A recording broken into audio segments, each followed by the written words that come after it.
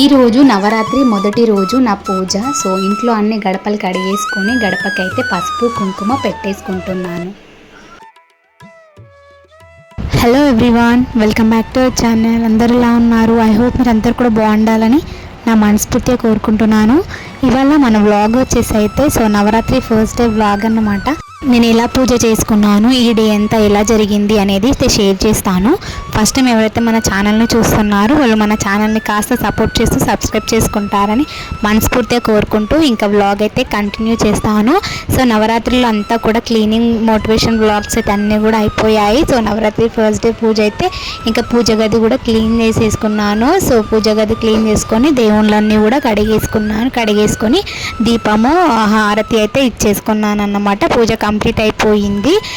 Everyday నేను ఎట్లా పూజ చేసుకుంటానో ఈరోజు కూడా అదే విధంగా పూజ చేసుకున్నాను. నాకైతే ఇంకా నవరాత్రులు ఒక 5 ఉపవాసాలు పట్టాలనుకుంటున్నాను. అమ్మవారి పేరు మీద 9 days పట్టడం అవ్వదని చెప్పి 5 ఉపవాసాలు అయితే పడుతున్నాను మొదటి రోజు. అలాగే ఇంకా మధ్యలో ఒక రోజు అట్లా 5 days కంటిన్యూగా పట్టాలని అనుకుంటున్నాను అన్నమాట. ఇంకా ఈరోజు ఎర్లీ మార్నింగే లేచి వర్క్స్ అన్నీ కూడా కంప్లీట్ చేసుకొని దేవుళ్ళు కడిగి పూజ చేసుకున్నాను. గడప పూజ కూడా చేసుకున్నాను. ఆ తర్వాత వచ్చేసి హాట్ వాటర్ అన్నమాట. నేను ఎలాంటి హాట్ వాటర్ తాగడం లేదు. లెమన్ అనేది కూడా అమ్మవారికి లెమన్ కూడా ఇష్టమే కాబట్టి నేను లెమన్ వాటర్ తాగుతున్నాను. అది కూడా మనకి డైట్లోకి హెల్ప్ అవుతుంది. అలాగే మనకి కొంచెం ఇమ్యూనిటీ పవర్ అనేది వస్తుంది అన్నమాట లెమన్ వాటర్ వల్ల. అందుకే ఒక్క లెమన్ వేసుకొని నేను కొంచెం హాట్ వాటర్ వేసుకొని తాగిన.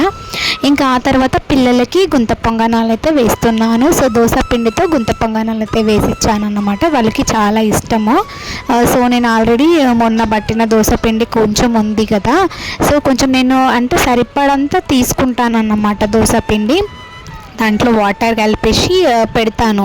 ఆ తర్వాత ఇంకా చిక్కగా ఉంటుంది కదా, మనం వాటర్గా పెడితే మనకి గుంత పొంగనాలు అంత టేస్టీగా రావన్నమాట. ఇంకా దోశపిండి సపరేట్గా కొంచెం ఉంచాను. గుంత పొంగనాల కోసమే సపరేట్గా ఉంచాను, పిల్లలు ఇష్టంగా తింటారని. ఇంకా వాళ్ళ కోసం అయితే ఇంకా గుంత పొంగనాలు ప్రిపేర్ చేస్తున్నాను. అదే పిండిలో టమాటాలు అలాగే ఆనియన్స్ పచ్చిమిరపకాయలు వేయలేదు.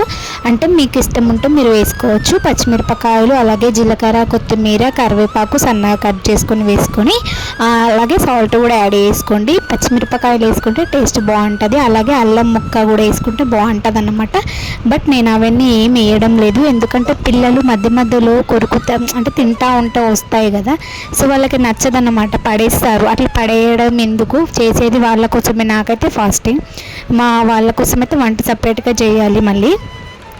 ఇంకా పడేస్తారని చెప్పి అట్లా నేను ఇంకా ఏం కలపలేదన్నమాట. నార్మల్గా ఆనియన్స్ టమాటాలు అలాగే కరివేపాకు కొత్తిమీర లేదని చెప్పి కరివేపాకు జీలకర్ర సాల్ట్ వేసేస్తే గుంత పొంగనాల ప్యాన్లో మంచిగా గుంత పొంగనాల ప్యాన్లో ఆయిల్ వేసేసాను. కాస్తంత ఆయిల్, నెయ్యి కూడా వేసుకోవచ్చు పిల్లల కోసం కాబట్టి. నెయ్యి వేసుకుంటే బాగుంటుంది. నెయ్యి కూడా అయిపోయింది ఇంట్లో, అందుకే ఇంకా నెయ్యి వేయలేదన్నమాట. ఇంకా వాళ్ళ కోసం అయితే గుంత పొంగనాలు ప్రిపేర్ చేశాను. నాకు ఫాస్టింగ్ అని చెప్పేసి నిన్నే మా హస్బెండ్ అయితే బనానాస్ తీసుకొచ్చారు. ఇట్లా పెట్టేసుకున్నాను అన్నమాట. ఖరాబ్ అవ్వకుండా ఉండాలంటే మనము అది అవి మనం ఇట్లా డైరెక్ట్ తీయకుండా మెల్లిగా ఒక్కొక్కటి తీసుకుంటే పురుగులు కానీ దోమలు కానీ ఆలకుండా నీట్గా ఉంటాయి. ఏదైనా కవర్ అంటే నార్మల్గా కవర్ కూడా కట్టేయచ్చు, పైన కట్టేసి ఉంటే బనానాలు అనేవి తొందరగా పాడవన్నమాట. మార్నింగ్ అయితే నేను లెమన్ వాటర్ తీసుకున్నాను. ఇంకా అరటి పండ్లు మళ్ళీ తినొచ్చులే అని చెప్పి ఫస్ట్ అయితే పిల్లలకి బ్రేక్ఫాస్ట్ అయితే చేసి ఇచ్చాను. వాళ్ళు తిన్న తర్వాత మా చెట్టుకి ఈరోజు ఫ్రూట్ పండిందన్నమాట. సీతాఫల్ పండు అయితే పండింది, ఫస్ట్ ఫ్రూట్ అన్నమాట ఇది వచ్చేసి మన చెట్టుకి. ఇంకా నాకు ఈరోజు అమ్మవారి ఫాస్టింగ్ కాబట్టి కొంచెం తిందామని పిల్లలకి ఇచ్చి వాళ్ళు బ్రేక్ఫాస్ట్ అయిన తర్వాత పిల్లలకి ఇచ్చి నేను కొంచెం తిన్నాను. ఇంకా ఇది వచ్చేసి ఆఫ్టర్నూన్ మా హస్బెండ్కి బోండాలు అంటే ఇష్టం, తను బయటకు వెళ్ళాడని చెప్పి బోండాస్ తీసుకొచ్చాడనమాట.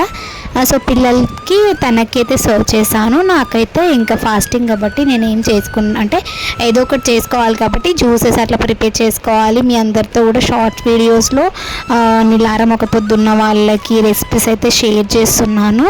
ఎవరికైనా ఇంట్రెస్ట్ ఉంటే చూడండి షార్ట్ వీడియోస్. అండ్ ఈరోజైతే నేను కాజు బాదం మిల్క్ అయితే ప్రిపేర్ చేస్తున్నాను అన్నమాట. సో ఎట్లా చేసిన అనేది కూడా నేను ఆల్రెడీ వీడియో పోస్ట్ చేశాను, చూడని వాళ్ళు ఉంటే చూడండి. కాజులు బాదంలు ఒక 1/2 అవర్ టు 1 అవర్ మంచిగా నానబెట్టుకొని మిక్సీ పట్టేసుకొని అందులోకి ఇలా చేయాలి. మంచిగా చిక్కటి పాలు తీసుకొని మంచిగా గాగబెట్టుకొని షుగర్ అనేది తక్కువ యాడ్ చేసుకోండి, తీయగా ఉంటే పోదన్నమాట. సో ఎలాంటి ఫుడ్ కలర్స్ లేకుండా నార్మల్గా ప్రిపేర్ చేసుకున్నాను అన్నమాట. అమ్మవారు ఒక పొద్దు కాబట్టి నిలారం ఇలాంటిది పనికిరాదు. అండ్ నా దగ్గర సుహానా బ్రాండ్ నుండి అయితే కుంకుమ పువ్వు ఉంది, కొంచెం యాడ్ చేసిన అన్నమాట. లేకపోయినా పర్లేదు, ఉంది కదా కొంచెం వేసుకుంటే బాగుంటుందని అయితే వేసాను అంతే. లేకున్నా కూడా వేయాల్సిన అవసరం లేదు. నార్మల్గా పాలు మంచిగా కావాలన్నమాట, చిక్కటి పాలు. లైట్గా వాటర్ వేయండి, మరీ చిక్కగా అంటే బాగోదు. లైట్గా వాటర్ వేసి అందులో ఈ పేస్ట్ కూడా యాడ్ చేసి కావాల్సినంత షుగర్ కూడా యాడ్ చేసి మంచిగా ఒక 5 to 10 minutes మీడియం ఫ్లేమ్లో పెట్టుకొని తిప్పుతూ ఉండాలి. ఇట్లా మంచిగా అయిన తర్వాత మంచిగా గ్లాస్లో పోసుకొని ఫ్రిడ్జ్లో పెట్టుకొని చల్లగా అయిన తర్వాత ఫ్రిడ్జ్లో కనీసం ఒక 1/2 hour పెట్టి ఉంచాలి. ఇట్లా పెట్టి ఉంచిన తర్వాత మంచిగా చల్లగా తాగితే మనకి ఆకలి వేయదు, మంచిగా అనిపిస్తుంది అన్నమాట. అంటే నిలారం ఒక పొద్దు కాబట్టి కొంచెమన్నా ఆకలి వేస్తుంది ఎవరికైనా. మనం స్టార్టింగ్ కాబట్టి బాగా ఆకలిస్తూ ఉంటుంది కదా, సో అట్లా అవ్వకూడదు అని అనుకుంటే మీరు ఇట్లాంటి జ్యూసెస్ నార్మల్గా జ్యూసెస్ లాగా రెసిపీస్ చేసుకొని తింటే మనకి బెటర్ అని నేను అనుకుంటాను. నాతో పాటు మీ అందరికీ కూడా హెల్ప్ అవ్వాలని షేర్ చేశాను. ఇంకా నైట్కి వచ్చేసరికి ఫాస్టింగ్ ఇడవాలి నేను. అంటే మొత్తం ఇడవకుండా ఫాస్టింగ్ అయితే కాదు, మార్నింగ్ బట్టి నైట్ అయితే ఇచ్చేస్తానన్నమాట. అండ్ ఇంకా నైట్కి అయితే డిన్నర్కి అయితే నేను ఈరోజు పన్నీర్ కర్రీ, చపాతి, రైస్ అయితే చేస్తున్నాను. సో చాలా వీడియోస్లో రెసిపీ షేర్ చేశాను కాబట్టి అంత క్లియర్గా ఏం ఎక్స్ప్లెయిన్ చేయడం లేదనమాట. సో నేను ఎట్లా చేసుకున్నాను అనేది అయితే షేర్ చేస్తున్నా అంతే ఫ్రెండ్స్. ఫస్ట్ ఆఫ్ ఆల్ అయితే నేను అన్నం పెట్టేసిన తర్వాత ఆ చపాతి పిండి కూడా చపాతి పిండి తడిపేసి ఆ తర్వాత పన్నీర్ అయితే తీసుకొచ్చారు.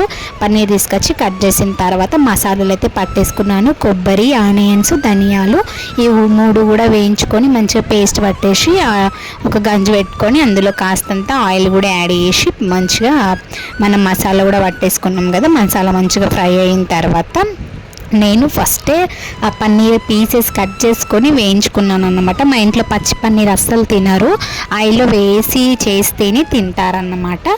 సో ఆ తర్వాత ఇంకా పన్నీర్ కూడా యాడ్ చేసేసి మంచి ఉప్పు కారం నిండుగా చేశాను అన్నమాట. ఉప్పు కారం మంచిగా వేసి ధనియా పౌడరు అలాగే పన్నీర్ మసాలా కూడా యాడ్ చేసి కొత్తిమీర వేసి ఆఫ్ చేసుకున్నాను. ఆ డిన్నర్లోకి అయితే paneer curry, chapati and rice అయితే పెట్టేసిన తర్వాత ఒక స్వీట్ ఉంటే బాగుంటుంది ఏదైనా అని చెప్పేసి సాబుదానా అయితే చేస్తున్నాను అన్నమాట. చిక్కటి పాలు తీసుకున్నాను. సో సింప్లీ రెసిపీ చేశాను, అంటే చపాతీ చేశాను కాబట్టి సాబుదానా పాశం కూడా ఉంటే బాగుంటుంది అనిపించింది, అందుకే చేస్తున్నాను అన్నమాట. సాబుదానాని ఒక 10 minutes నానబెట్టుకున్నా.